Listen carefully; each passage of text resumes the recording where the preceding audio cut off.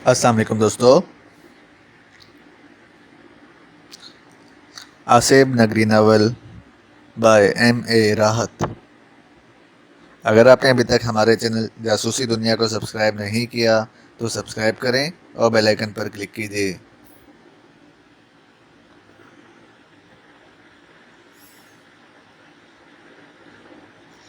सायरा ने माँ की हिदायत के मुताबिक ड्राइवर को हुक्म दिया कि वो मुझे घर छोड़ आए और इसके बाद मैं वहाँ से बाहर निकल आया।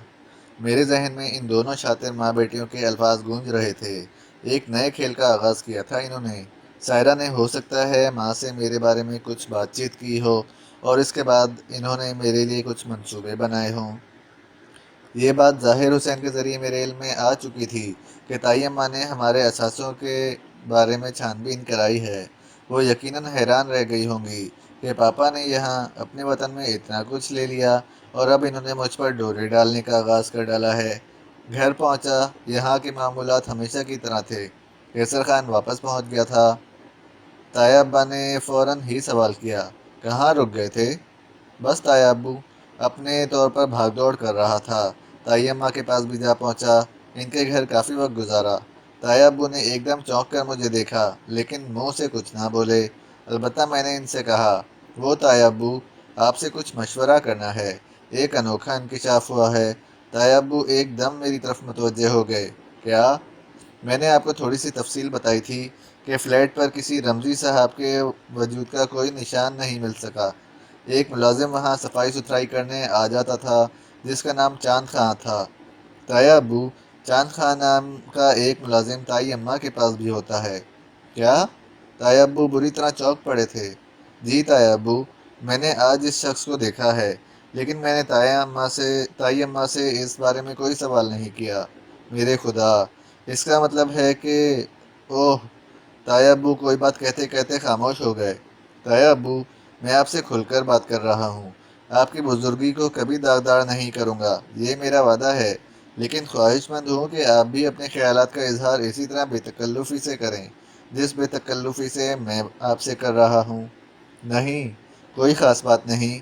मेरा मतलब ये है कि कहीं इम्तियाज़ अहमद की मौत में ताहिरा खानम का हाथ तो नहीं है? ताया अब्बू के इन अल्फाज पर मेरे जहन में एक खलबली सी मच गई थी। मुझे सोच में देखकर ताया अब्बू ने पूछा, उस शख्स का हुलिया क्या था? शातिर सा आदमी मालूम होता था ताया अब्बू, मैंने जवाब दिया। ताया अब्बू के चेहरे पर अजीब से तासुरात नजर आ रहे थे।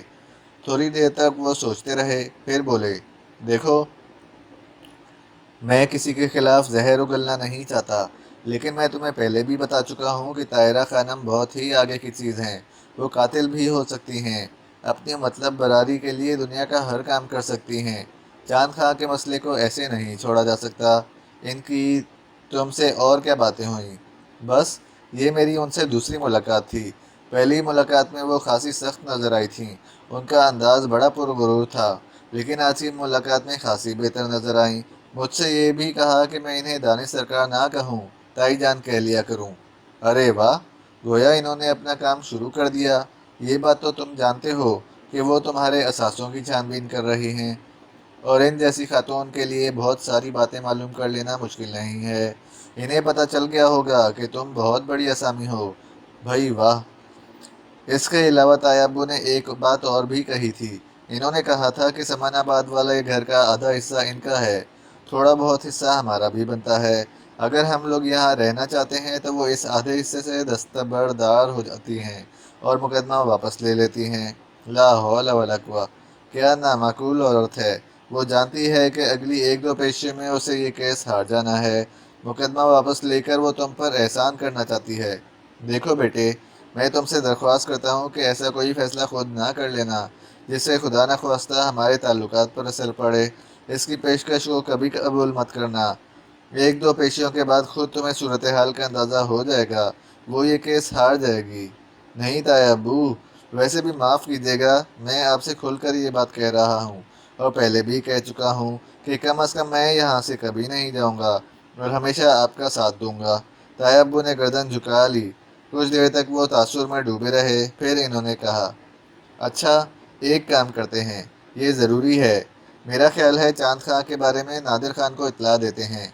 وہ اس کیس کے افسر تفتیش بھی تھے۔ اب شواہد ہی کچھ نہیں مل سکے تو وہ اس سلسلے میں کہاں تک آگے قدم بڑھاتے۔ لیکن میں یہ سمجھتا ہوں کہ انہیں اس بات سے ضرور آگاہ کر دیا جائے اور اپنی تشویش کا اظہار بھی کر دیا جائے۔ ٹھیک ہے، آپ جب چاہیں ان سے بات کر لیں۔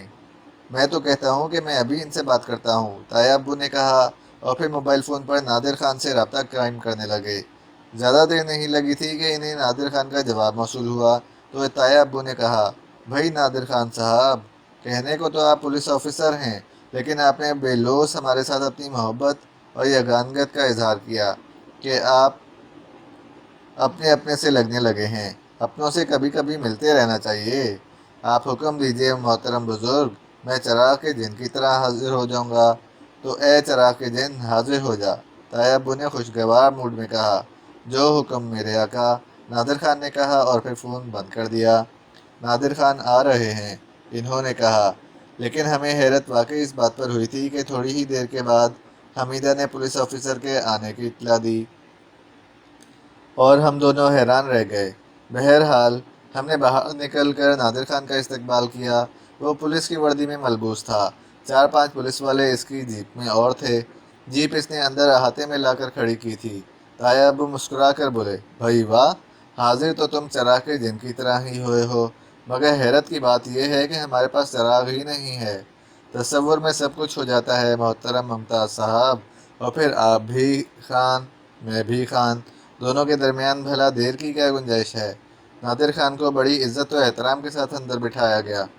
چائے وغیرہ تیار کرائی گئی۔ نادر خان نے کہا، کہیے کیسے معاملات چل رہے ہیں؟ سب کچھ ٹھیک ہے نا؟ کوئی پریشانی تو نہیں لاحق ہوئی؟ بالکل نہیں، لیکن شہاب میاں نے ایک انکشاف کیا ہے۔ کیا؟ نادر خان متوجہ ہو گیا۔ تائی اماں کے بارے میں تھوڑی بہت تفصیل اس سے پہلے بھی معلوم تھی۔ مزید تفصیل بتا دی گئی، جسے سن کر وہ سوچ میں ڈوب گیا۔ چاند خواہ کے بارے میں پتہ تو نہیں چلا ہے ابھی تک۔ ویسے وہ شخص میرا خیال میں کافی انکشاف کر سکتا ہے۔ آپ لوگ ایک تکلیف کریں، بلکہ صاحب اگر آپ چاہیں تو میرے ساتھ ہی چلیں، تھوڑی سی قانونی کارروائی کرنی ہے۔ آپ سے بھی مشورے کیے لیتا ہوں۔ ممتاز صاحب، ایک FIR لکھوائی جانی چاہیے۔ پچھلی تاریخوں میں، یعنی جب سے شہاب صاحب یہاں آئے ہیں اور ان پر اپنے والد کی موت کا انکشاف ہوا ہے، اس FIR میں چاند خواہ کا انکشاف بھی کر دیا جائے۔ ہم چاند خواہ کو کہیں راستے سے گرفتار کر لیں گے۔ بیک ڈیٹ میں FIR درج ہونے سے بات بن جائے گی۔ طاہرہ خانم کو شہاب صاحب پر شبہ نہیں ہو سکے گا۔ قانونی باتیں ہیں، آپ جانتے ہیں۔ نادر خان صاحب، آپ جیسا پسند کریں۔ پھر میں ایک کام کرتا ہوں، FIR کا مضمون لکھوا کر اپنے محرر کو آپ کے پاس بھیج دیتا ہوں، یہیں سائن وغیرہ ہو جائیں گے۔ ٹھیک ہے، طاہر ابو نے کہا۔ نادر خان تھوڑی دیر اور بیٹھا اور اس کے بعد یہ کہہ کر چلا گیا کہ وہ FIR لکھوا کر دستخط وغیرہ کے لیے یہاں بھیج دیتا ہے۔ طاہر ابو مطمئن ہو گئے تھے۔ میں تھوڑی دیر تک طاہر ابو کے پاس بیٹھا رہا، پھر بولا، میں ذرا اندر چلا جاؤں؟ ہاں جاؤ، وہ دانیہ کی طبیعت کچھ خراب ہے۔ میں نے بہت کہا کہ میں ڈاکٹر کو بلائے لیتا ہوں، لیکن بھابھی نے کہا کہ یہ معمولی سا بخار ہے، دوا کے بغیر ٹھیک ہو جائے گا۔ ویسے بھی دانیہ دوا کے کھانے میں بہت چور ہے۔ میں فکر مند سا ہو گیا۔ دانیہ کو بخار کیوں ہو گیا؟ کچھ موسمی اثرات ہو سکتے ہیں۔ ماما کے کمرے میں پہنچا تو ہیرا اور سلطانہ دانیہ کی دلجوئی کر رہی تھیں۔ دانیہ کی پیشانی پر ٹھنڈے پانی کی پٹیاں رکھی جا رہی تھیں اور ماما تھوڑے فاصلے پر فکر مند بیٹھی ہوئی تھیں۔ مجھے دیکھ کر جلدی سے بولیں، دیکھو تو صحیح، دانیہ کو کتنا تیز بخار ہو گیا ہے۔ دانیہ، کیا بات ہے؟ کچھ نہیں، ذرا تھوڑی سی اداکاری کر رہی ہوں۔ دیکھیے نا کتنے خدمتگار لگے ہوئے ہیں، کوئی پاؤں دبا رہا ہے، کوئی سر دبا رہا ہے۔ اب یہ ہیرا بیگم میری پیشانی پر ٹھنڈے پانی کی پٹیاں رکھ رہی ہیں اور مجھے لگ رہی ہے سردی، مان نہیں رہیں۔ خدا کے واسطے مجھے ان سے نجات دلائیے شہاب بھیا۔ تھرمامیٹر نہیں ہے کسی کے پاس؟ میں نے پوچھا۔ نہیں ہے، ہیرا نے فکر مندی سے کہا۔ کیسر خان کو بلاؤ ذرا، میں کسی میڈیکل اسٹور سے منگوا لیتا ہوں، میں نے کہا، اور سلطانہ جلدی سے کیسر خان کو بلانے چلی گئی۔ ارے، ان لوگوں نے میری مت ماری رکھی ہے، کوئی کچھ کر رہا ہے، کوئی مشورے دے رہا ہے، پاؤں دبا رہے ہیں، سر دبا رہے ہیں۔ ارے بابا، اس طرح تو میں واقعی بیمار ہو جاؤں گی۔ یہ بخار ہے، تھوڑا بہت اتر جائے گا خود بخود، سلطانہ بولی۔ ہیرا نے اسے ڈانٹتے ہوئے کہا، خبردار، خاموشی اختیار کیجیے، بہت زیادہ بولنا نقصان دہ ہو سکتا ہے۔ دانیہ غصیلی نگاہوں سے سلطانہ کو دیکھنے لگی اور میں ہنس دیا۔ کچھ دیر بعد قیصر خان نے دروازے پر دستک دی اور تھرمامیٹر میرے حوالے کر دیا۔ میں نے تھرمامیٹر دھویا اور پھر اسے دانیہ کے منہ میں لگا کر بخار چیک کرنے لگی۔ 1 منٹ بعد تھرمامیٹر نکالا اور پھر میری طرف بڑھا دیا۔ بخار 102 سے 101 پوائنٹ اوپر تھا۔ ٹھیک ہے، ٹھنڈے پانی کی پٹیوں کی ضرورت نہیں ہے، بخار جلد نارمل ہو جائے گا۔ ہیرا اور سلطانہ تھوڑی دیر تک بیٹھ کر باتیں کرتی رہیں، پھر دونوں اٹھ کر چلی گئیں۔ دانیہ نے آنکھیں بند کر لی تھیں۔ ماما نے مجھے کچھ اشارہ کیا، عجیب سا پراسرار انداز تھا ان کا۔ میں ان کے ساتھ کمرے سے باہر نکل آیا۔ میں تم سے کچھ کہنا چاہتی ہوں شہاب۔ جی ماما، کہیں۔ شہاب، ایک بات بتاؤں، کیا ایسی کوئی ترکیب نہیں ہو سکتی کہ ہم یہ گھر چھوڑ دیں؟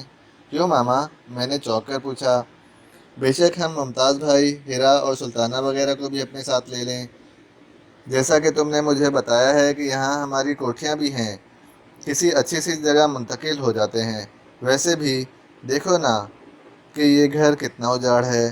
اچانک آپ کو یہ خیال کیوں آیا ماما؟ دانیہ کے بخار کی وجہ سے۔ کیا مطلب؟ کیا دانیہ کو اس کے گھر کی وجہ سے بخار چڑھا ہے؟